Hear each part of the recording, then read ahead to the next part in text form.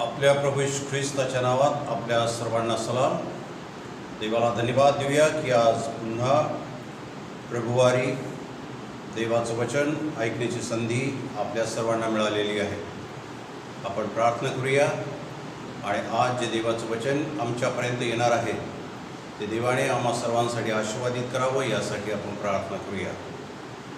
पवित्र देवा, तुझ्या चरणाजवळ आम्ही येतो आणि प्रार्थना करतो. प्रिय प्रभू, आज प्रभुवारी तू आम्हाला तुझी आराधना करण्याचा हा प्रसंग दिला, त्याबद्दल आभार मानतो.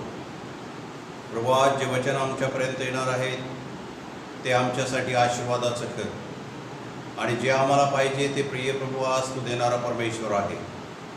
देवापा, आजची भक्ती, आजची उपासना आमच्या घरामधील तू आशीर्वादित कर आणि तुझ्या नावाचा गौरव तू दे. प्रभू येशूच्या नावाने मागतो म्हणून तू आहे. आमेन. देवाला गौरव देऊया आपण की या दिवसांमध्ये आपण आपल्या घरामध्ये सुखी आहोत, व्यवस्थित आहोत, आनंदात आहोत आणि देवाचा गौरव आपण करीत आहोत. अशाही लॉकडाऊनच्या काळामध्ये आणि हे कोरोना व्हायरस अशा प्रकारच्या भयंकर आजारामध्ये जे थैमान घातलेलं आहे आजाराने, अशा या दिवसांमध्ये आपण आहोत आणि परमेश्वर देव आपलं सहाय्य करीत आहे याची खात्री आम्हाला आहे. आणि म्हणून आज देवाच्या वचनातून जे मार्गदर्शन आज आपण पाहणार आहोत ते म्हणजे हे की दुसरे राजे याचा 4था अध्याय आणि पहिल्या वचनापासून तर पुढे आपण वाचणार आहोत. त्यानंतर जे 8वें वचन आहे त्या 8व्या वचनापासून तर 17व्या वचनापर्यंत ही वचनं आज आपल्या डोळ्यासमोर ठेवूया. आपले पवित्र शास्त्र आपण उघडू आणि पहिल्या वचनापासून तर 7व्या वचनापर्यंत तुम्ही ती वचनं वाचावी आपल्या घरामध्ये. आणि मी आपल्यासाठी वाचतो 8व्या वचनापासून तर 17व्या वचनापर्यंत. आणि आज त्यामधील ज्या अद्भुत गोष्टी आहेत त्या आपण समजून घेण्याचा प्रयत्न आपण करूया. एके दिवशी असे झाले की अलिशा शुनेम येथे गेला. तेथे एक थोर स्त्री राहत होती. तिने त्यास आग्रह करून जेवावयास लावले. पुढे तो त्या वाटेने जाई तेव्हा तेथे जेवावयास उतरत असे. ती आपल्या नवऱ्यास म्हणाली, हा पुरुष वारंवार या वाटेने जातो. हा कोणी देवाचा पवित्र माणूस आहे असे मला दिसते. यास्तव धाब्यावर आपण एक लहानशी खोली करू आणि त्याच्यासाठी एक खाट, एक मेज, एक खुर्ची व एक समई अशी तिच्यात ठेवू. म्हणजे तो आपल्याकडे येईल तेव्हा त्या खोलीत उतरत जाईल. एके दिवशी असे झाले की तो तेथे येऊन त्या खोलीत उतरला व तेथे निजला. त्याने आपला सेवक गेहजियास म्हटले, त्या शुनेमकरणीस बोलवून आण. त्याने तिला बोलवले आणि ती येऊन त्याच्या पुढे उभी राहिली. तो त्या सेवकास म्हणाला, तू तिला म्हण, तू आमची निगा करण्यात एवढी मोठी तत्परता दाखविली, तुझ्या प्रित्यर्थ मी काय करावे? राजाकडे किंवा सेनापतीकडे तुझी शिफारस करू काय? ती म्हणाली, मी आपल्या लोकात नांदत आहे. त्याने आपल्या सेवकाला विचारले, हिच्या प्रित्यर्थ काय करावे? गेहजी म्हणाला, तिला काही मूलबाळ नाही, तिचा नवरा वृद्ध आहे. त्याने म्हटले, तिला बोलाव. त्याने बोलावल्यावर ती येऊन दारी उभी राहिली. तो तिला म्हणाला, वसंत ऋतू पुनरुपी येईल तेव्हा तू पुत्रास उराशी धरशील. ती म्हणाली, छे छे, माझे स्वामी, देवाचे माणूस, आपल्या दासीची वंचना करू नका. पुढे अलिशाने सांगितल्याप्रमाणे त्या स्त्रीस गर्भ राहिला आणि वसंत ऋतू पुनरुपी आला तेव्हा तिला पुत्र झाला. देवाला धन्यवाद असो. हे सुंदर वचनं आज आपल्या डोळ्यासमोर आहेत आणि त्या 4थ्या अध्यायाच्या पहिल्या वचनापासून त्या या सर्व वचनांमध्ये कशा संबंधाने आहे ही बाब आमच्या डोळ्यासमोर येत आहे. आज आपला विषय आहे आणि आज आपण पाहण्याचा प्रयत्न करणार आहोत की दुसऱ्याची गरज शोधून काढणारी व्यक्ती या ठिकाणी या वचनांमध्ये आपल्याला दिसते. दुसऱ्यांची गरज शोधून काढणारी व्यक्ती. आता ती कशी शोधून काढायची, ती गरज कशी शोधायची, ती व्यक्ती कशी शोधायची की याच व्यक्तीला ही गरज आहे. आज या लॉकडाऊनच्या काळामध्ये अनेक लोक गरजवंत आहेत, अनेकांच्या गरजा आहेत, अनेक लोक वाट पाहत आहेत, अनेक लोक एकमेकांना मदत देखील करत आहेत. अशा सर्व स्थितीमध्ये या ठिकाणी एक व्यक्ती आपल्याला दिसत आहे की ती व्यक्ती दुसऱ्यांची गरज शोधून काढणारी आणि ती पूर्ण करणारी व्यक्ती आपल्याला या शास्त्रभागामध्ये पाहायला मिळतं. वाचलेल्या शास्त्रभागामधील शुनेम हे पात्र अत्यंत उद्बोधक आणि अतुलनीय आपल्याला या ठिकाणी दिसते. पवित्र शास्त्रामध्ये तिच्या संबंधाचा स्पष्ट उल्लेख आपल्याला पाहायला मिळत नाही, नाव देखील सापडत नाही. शुनेम येथील एक स्त्री असं त्या ठिकाणी म्हटलेलं आहे. तिच्या सद्गुणांचा स्पष्ट उल्लेख देखील होत नाही त्या ठिकाणी, परंतु तिच्या उद्गारात, तिच्या बोलण्यामध्ये आणि तिच्या कृतीमध्ये तिचे सद्गुण, तिच्यामधील असलेल्या चांगल्या बाबी आम्हाला पाहायला मिळतात. इस्रायलमध्ये शुनेम नावाचं एक लहानसं गाव आहे. हर्मोनाच्या प्रदेशाजवळ तेथील ही स्त्री होती. शुनेम ही श्रीमंत विवाहित व्यक्ती आपल्याला या ठिकाणी दिसत आहे. घरात नोकर चाकर आहेत, सर्व काही मुबलक आहे, कोणत्या गोष्टीची कमी घरामध्ये नाही, पण मूलबाळ नाही. अशा प्रकारची ही व्यक्ती असताना जीवनामध्ये निराश, जीवनामध्ये दुःखी, जीवनामध्ये अस्वस्थ सर्व काही घरामध्ये आहे, पण या बाबीची उणीवता तिला भासत होती. सर्व काही चांगल्या गोष्टी आहेत, पण मनामध्ये दुःखी होती, मनामध्ये निराश होती, मनामध्ये अस्वस्थ अशा प्रकारची आहे. अशा वेळेस देवाची योजना पहा. अशा वेळेस ज्यावेळेस व्यक्ती अस्वस्थ आहे, ज्यावेळेस व्यक्ती निराश आहे, ज्यावेळेस व्यक्ती कुठंतरी पाहत आहे, अशा वेळेस देवाची योजना कशी मनुष्याच्या जीवनामध्ये पूर्ण होते ते चित्र आम्हाला या ठिकाणी पाहायला मिळतं. घरात काहीही काम नसल्यामुळे ती घराच्या समोरच्या पडवीत बसून वेळ घालवीत असायची. आजच्या आपल्या शब्दामध्ये घराच्या गॅलरीमध्ये बसून ती रोडला जाणाऱ्या येणाऱ्यांकडे बारकाईने निरीक्षण करून पाहत होती. रस्त्याने येणाऱ्या जाणाऱ्या लोकांची ती बारकाईने त्यांच्याकडे ते पाहत होती, त्यांचं निरीक्षण ते करायची. आणि जणू काय हा एक छंद तिला लागला होता, कारण घरामध्ये कोणतंच काम नाही, नोकर चाकर आहे, जेवण करायचं आणि गॅलरीत जाऊन बसायचं आणि त्या रोडकडे येणाऱ्या जाणाऱ्या लोकांकडे ती पाहत होती. शुनेम दुसऱ्यांचे निरीक्षण करीत आहे. आता ही गोष्ट एखादी स्त्री असं करत आहे, ती आमच्या भारतीय लोकांना हे आम्हाला पटत नाही, पण हिच्याकडे ज्यावेळेस आम्ही पाहतो त्यावेळेस आम्हाला समजतं ही स्त्री इतरांचं निरीक्षण करत आहे. कारण यासाठी की ती म्हणते की परमेश्वराने मला जे वैभव दिलं, जी श्रीमंती दिली, त्यामधून मला कोणाला तरी मला मदत करायची आहे. आणि कोण ती गरजवंत व्यक्ती आहे ही ती शोधून काढत होती. हे जे सर्व ये जा करणारे लोक आहेत त्यापैकी खरा गरजवंत कोण आहे याकडे तिचं लक्ष होतं. अनेक लोक जात होते, येत होते आणि तिचा शोध अशा प्रकारचा होता. हा तिचा शोध होता. तिच्या याच सूक्ष्म आणि सहानुभूतीपूर्वक निरीक्षणामुळे तिला अलिशा संदेष्टाची गरज समजली. या जाणाऱ्यांपैकी येणाऱ्यांपैकी एक देवाचा सेवक अलिशा संदेष्टा त्या ठिकाणी तिला दिसला आणि ती दुसऱ्यांची गरज शोधून काढणारी व्यक्ती होती.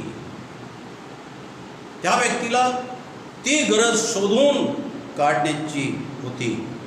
हबशीषंड ज्याप्रमाणे आपल्याला पाहायला मिळतं, प्रार्थना झाली मंदिरामध्ये आणि रथात ज्यावेळेस तो निघाला, ग्रंथ वाचत आहे पण समजत नाही. त्याची गरज ही होती की आता मला कोणीतरी समजून सांगावं, कारण तो वाचत आहे आणि वाचत आहे, त्याला समजत नाही. देवाच्या आत्म्याने फिलिपाला सांगितलं, जाऊन त्याचा रथ गाठ, आणि तो पळत सुटला आणि त्याला विचारलं, जे तुम्ही वाचत आहात ते तुम्हाला समजतं काय? तो म्हटला, नाही, मार्ग दाखवल्याशिवाय मार्ग कसा मिळेल? आणि तो त्या ठिकाणी गेला, त्याला समजावून सांगितलं, त्याचा बाप्तिस्मा झाला. त्याची खरी गरज काय होती? जे समजत नाही, आता मला कोणीतरी ते समजून सांगावं, आणि देवाच्या आत्म्याने ते कार्य केलेलं आहे. या ठिकाणी खरा गरजवंत कोण आहे? अनेक लोक होते रस्त्याने जाणारे येणारे, पण या स्त्रीने, या व्यक्तीने खरा गरजवंत कोण आहे ती व्यक्ती शोधून काढली. ती दुसऱ्यांची गरज शोधून काढणारी स्त्री आम्हाला पाहायला मिळतं. ती एलिया संदेष्टाविषयी तिच्या पतीशी बोलणी करताना म्हणते, हा कोणी देवाचा पवित्र माणूस आहे असे मला वाटतं.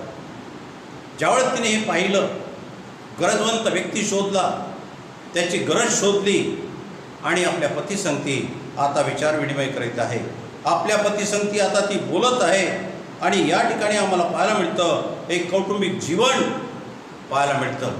तिला समजल्यानंतर ती एकटीच निर्णय घेत नाही, परंतु तिने आपल्या पतीसंगती बोलणी केली की हा जो माणूस आहे हा मला देवाचा माणूस दिसतो आहे. तर अलिशा संदेष्टामधील दैवी गुण तिने ओळखले होते, त्याचं पवित्र जीवन तिने ओळखलं होतं आणि तिला अचूक दिसून आलं की हा देवाचा माणूस आहे आणि या व्यक्तीला, या देवाच्या माणसाला खरी गरज काय आहे हे तिने ओळखलं. कित्येक येणाऱ्या जाणाऱ्या लोकांपैकी तिच्या सूक्ष्म निरीक्षणामधून अलिशा संदेशला त्या ठिकाणी सापडलेला आहे. हा खरा गरजवंत व्यक्ती अशा प्रकारचा होता. प्रियांनो, आज आम्हाला पाहायला मिळतं या लॉकडाऊनच्या काळामध्ये 3 प्रकारचे लोक आहेत. जर आम्ही शोध केला, जर आम्ही पाहिलं तर आम्हाला समजतं आणि त्यामध्ये आपण काय करणार आहोत हे आपल्याला आज समजून घ्यायचं आहे. काही जण आहेत की त्यांच्याकडे काहीच नाही, ते दुसऱ्यांच्या मदतीची वाट पाहत आहे. दुपार झाल्यानंतर संध्याकाळी काय मिळेल, संध्याकाळी कशा प्रकारची व्यवस्था होईल याची ते वाट पाहत आहेत. काही लोक आहेत की त्यांच्याकडे काहीच नाही. दुसऱ्या प्रकारचे काही लोक आहेत की त्यांच्याजवळ आहे पण ते त्यांच्याच पुरतं आहे, त्यामधून ते थोडंसंही दुसरीकडे देऊ शकत नाही. त्यांनी बरोबर त्याची विभागणी केलेली आहे.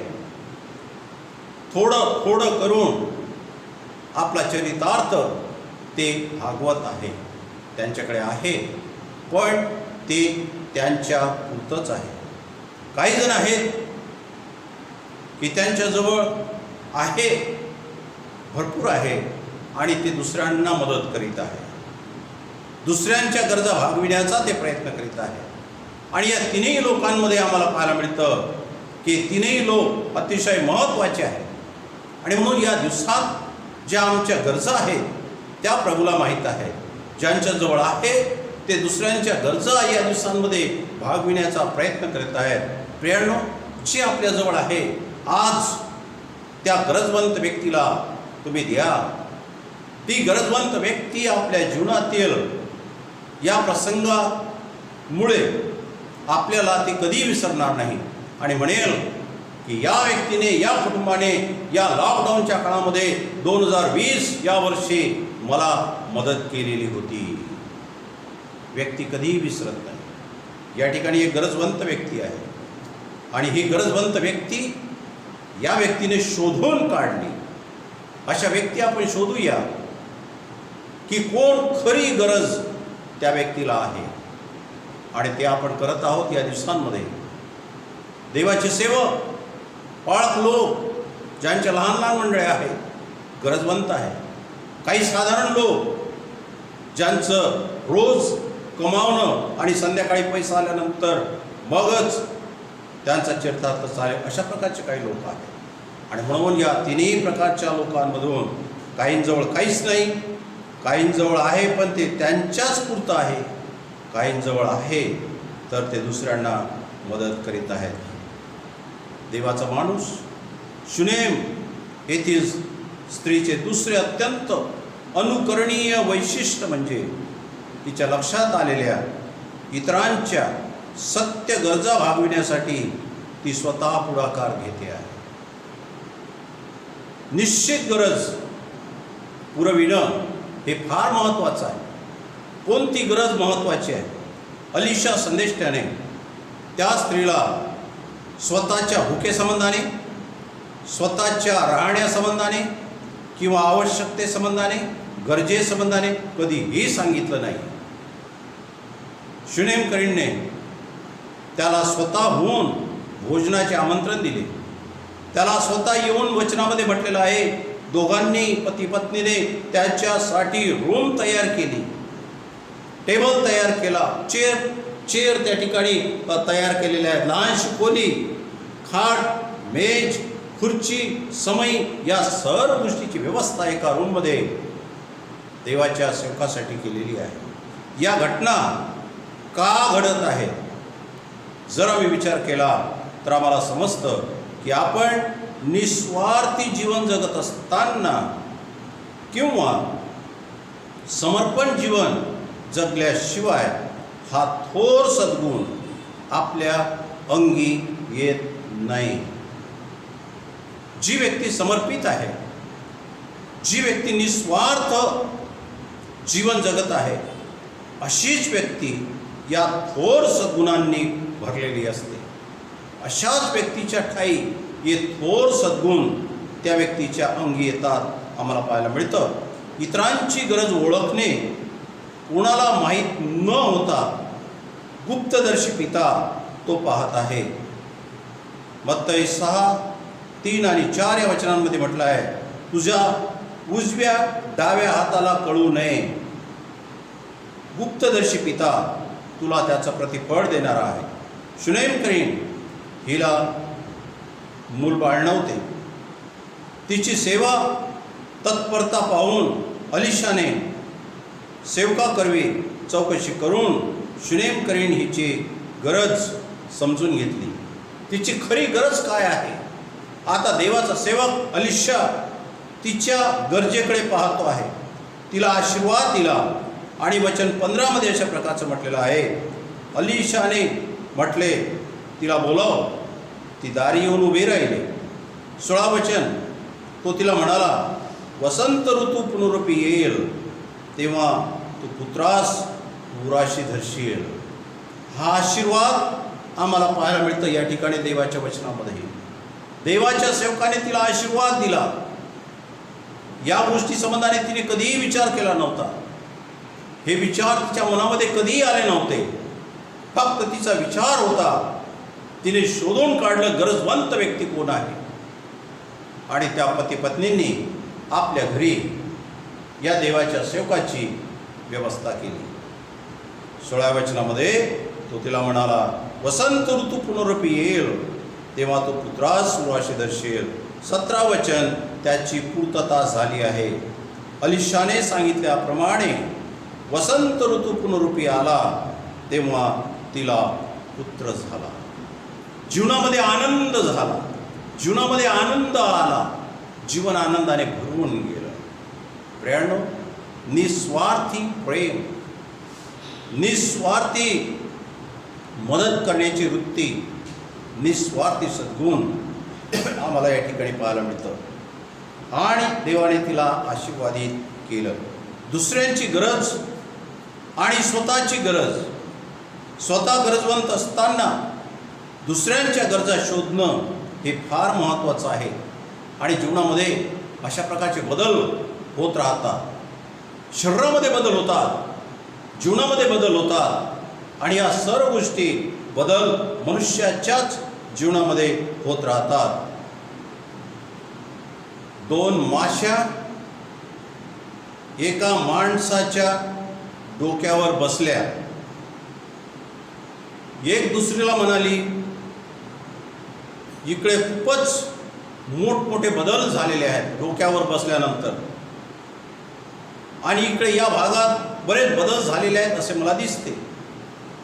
मागच्या वेळेस मी इथंच आले होते तेव्हा फक्त पायवाट होती, पण आता तर सर्व चक्क विमानतळ झालं आहे. आणि एक दुसरीला सांगत आहे, म्हणजे सर्वच गेलं हे, आता विमानतळ झालेलं आहे डोक्याचं. आणि किती तो बदल या 2 माशा त्या ठिकाणी पाहायला मिळाला. जीवनामध्ये बदल होतात, शरीरामध्ये बदल होतात, परंतु तो प्रत्येक बदल आम्हाला काहीतरी सांगणारा, शिकवणारा अशा प्रकारचा असतो. फिलिप्पी 4:19 म्हटलेलं आहे, माझा देव आपल्या संपत्तीनुरूप तुमची सर्व गरज ख्रिस्त येशूमध्ये गौरवाने पुरविणारा परमेश्वर आहे. शुनेमकरींच्या जीवनातील तिसरा सद्गुण म्हणजे जीवनाकडे पाहण्याचा तिचा निस्वार्थी समाधानी दृष्टिकोन होय. ती जीवनाकडे पाहत आहे संतुष्ट राहून, ती जीवनाकडे पाहत आहे निस्वार्थ अशा प्रकारचं, आणि अशा प्रकारचा तिचा दृष्टिकोन होता. अलिशा म्हणाला, तू आमच्यासाठी एवढी तत्परता आमची सेवा करण्याची दाखवली, यासाठी मी काय करावं? आणि देवाचा माणूस तिला विचारत आहे, राजाकडे मी शिफारस करू काय? शुनेमकरीण मोजक्या शब्दात उत्तर देते आहे, मी आपल्या लोकात राहत आहे, जगत आहे, नांदत आहे. अडचणीचा सामना मी स्वतः करीन. जीवनात निराशा पण समाधान, शांतिप्रिय जीवन तिचं उत्तर. शुनेमकरीण तिच्या कौटुंबिक जीवनात आज्ञांकित गृहिणी आम्हाला दिसतं. तिची खात्री पटली होती की अलिशा देवाचा माणूस आहे. तिची खात्री पटली होती की अलिशा देवाचा सेवक आहे. त्याच्या भोजनाची, उतरण्याची, राहण्याची सोय करणे, व्यवस्था करणे फार महत्त्वाचं आहे, कारण त्याच्या गरजा पूर्ण करण्याची सर्व जबाबदारी माझ्यावर आहे. कारण त्या पूर्ण करण्यासाठी माझ्याजवळ सर्व काही आहे, माझ्या घरात सर्व काही आहे, माझ्या घरात जागा आहे, माझ्या घरात फर्निचर आहे, माझ्या घरात भोजन आहे, माझ्या घरात सर्व काही आहे. आणि ही खात्री तिला होती. तरीसुद्धा पतीच्या पूर्वसंमतीशिवाय ती स्वतःहून काहीच करत नाही. सुंदर फॅमिली लाईफ, कौटुंबिक जीवन आपल्याला या ठिकाणी पाहायला मिळतं. घरामध्ये एकच व्यक्ती निर्णय घेऊ शकत नाही. एकटी स्त्री किंवा एकटा पुरुष कौटुंबिक जीवन आहे. आम्ही ज्यावेळेस एकटं असतो त्यावेळेस आम्ही त्या गोष्टी करतो, परंतु ही स्त्री पतीच्या संमतीशिवाय ती काहीच करू शकली नाही. तिच्या स्वतःच्या इच्छा, प्रामाणिक मत या सर्वांची ती मुरड घालते आणि आपल्या पतीसंगती बोलते. पतीची अनुमती मिळाल्यानंतर ती आपल्या कार्याला सुरुवात करते. नीतिसूत्रे 31वा अध्याय 11व्या वचनामध्ये अशा प्रकारचं म्हटलं आहे, तिच्या पतीचं मन तिजवर भरोसा ठेवते. ही जे काय करेल चांगलं करेल, त्याचा विश्वास आणि भरोसा तिच्यावर असतो. आणि हे कौटुंबिक जीवन आपल्याला या व्यक्तीच्या जीवनामध्ये फार स्पष्ट रीतीने पाहायला मिळतं. गरजवंत व्यक्ती तिने शोधून काढली. एकदा एक सेवक एका कुटुंबामध्ये प्रार्थना करण्यासाठी गेले आणि प्रार्थना करण्यासाठी गेल्यानंतर, लॉकडाऊनच्या अगोदरची गोष्ट आहे, लॉकडाऊनमध्ये कोणी कोणाकडे जात नाही, आणि ते गेल्यानंतर त्या कुटुंबात प्रार्थना झाली आणि प्रार्थना झाल्यानंतर देवाचे सेवक जायला निघाले त्यावेळेस त्या कुटुंबातील दोघी पती पत्नीने देवाच्या सेवकांचा हात धरला, दोन्ही हात पकडले आणि रडायला लागले. त्यांना समजेना काय झालं, आपल्याकडून काही चुकलं काय, ते काय परेशान आहेत, काहीच समजेना. ते हात सोडत नव्हते आणि रडू लागले. आणि रडता रडता काही क्षणानंतर त्यांच्या मुखातून शब्द बाहेर पडले आणि ते म्हटले, आज पहिली वेळ देवाच्या सेवकाचा हात माझ्या घरातून खाली चाललेला आहे. आणि ही त्यांना फार मोठी खंत होती.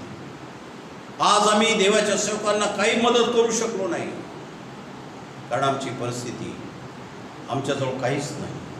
आणि म्हणून ते त्यांचा हात सोडत नव्हते आणि रडायला लागले. आणि इतकं वाईट त्यांना वाटत होतं की आज जे देवाचे सेवक माझ्या घरी आले, त्यांनी प्रार्थना केली आणि ते पुन्हा तसेच निघून चाललेले आहे.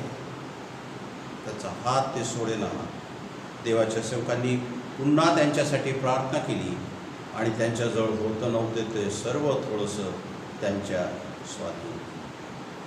प्रियानो, या दिवसात गरजवंत कोण आहे शोधून काढा. या व्यक्तीच्या जीवनात 4 अतिशय स्पष्ट बाबी आपल्याला पाहायला मिळतात. नंबर 1, ही श्रीमंत विवाहित स्त्री होती, पण दुःखी होती. श्रीमंत आहे, सर्व काही आहे, पण मनाने दुःखी आहे. ज्यावेळेस तिने दुसऱ्यांची गरज भागविली त्यावेळेस तिचं दुःख निवारण झालं. दुसरी गोष्ट, ती दुसऱ्यांची गरज शोधून काढणारी आणि ती पूर्ण करणारी व्यक्ती होती. आणि तिने शोधून काढली, व्यक्ती निवडला आणि त्यांची गरज शोधून काढली. तिसरी गोष्ट, दुसऱ्यांची गरज भागविल्यामुळे त्या स्त्रीची गरज देवाने भागविली आणि सुंदर बाळ, सुंदर मुलगा देवापाने त्या घरामध्ये दिला.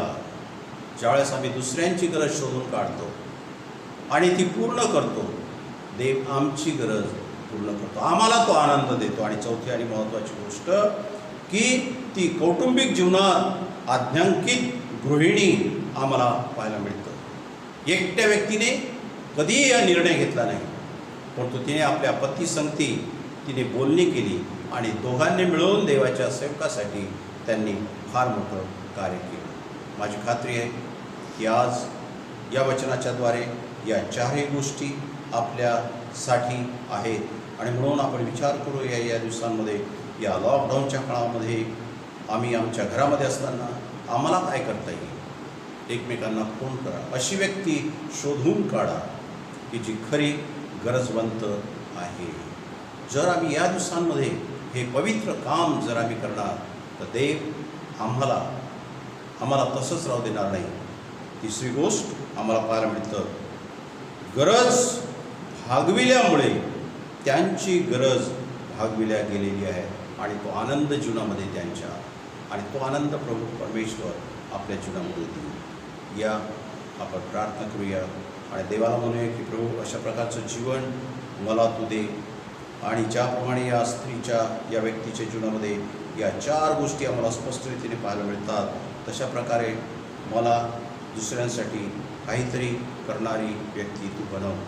आणि ज्यावेळेस आम्ही पुढे येतो त्यावेळेस देव आमचा उपयोग करून घेतो आणि मग तो आनंद माझ्या जीवनामध्ये किती मोठा आनंद आहे आम्हाला पाहायला मिळतो. आपण प्रार्थना करू. पवित्र देवा, तुझ्या चरणाजवळ आम्ही येतो प्रिय प्रभू आणि प्रार्थना करतो, आज तू किती महान परमेश्वर आहेस. या दिवसांमध्ये प्रिय प्रभू आम्ही घरामध्ये आहोत, घरामध्ये बसून देवाच्या वचनाचा अभ्यास, तुझ्याकडे पाहणं, आणि आज आम्ही देवाच्या वचनामधून मार्गदर्शन पाहिलं आहे प्रिय प्रभू, की आज अनेक लोक गरजवंत आहेत. आम्हालाही माहीत आहे प्रभू, आज काहींजवळ काहीच नाही. काही अशा प्रकारचे आहेत प्रिय प्रभू की त्यांच्याजवळ आहे, परंतु फक्त ते त्यांच्याच पुरतं मर्यादित आहे. काही वेळपर्यंत ते पुरणार आहे, काही दिवस पुरणार आहे आणि नंतर संपेल. काही प्रिय देवाप्पा, तू आम्हाला जसा आशीर्वाद दिलास की त्यांच्याजवळ आहे आणि भरपूर आहे, आणि ते इतरांच्या गरजा या दिवसांमध्ये शोधत आहेत. जशी या व्यक्तीने अलिशाची गरज शोधली आणि ती पूर्ण केली. देवा, आज आमची प्रार्थना आहे प्रिय प्रभू, परमेश्वर पित्या, या चारही गोष्टी या व्यक्तीच्या जीवनामध्ये पाहायला मिळतात. ही श्रीमंत विवाहित स्त्री होती, पण दुःखी आहे.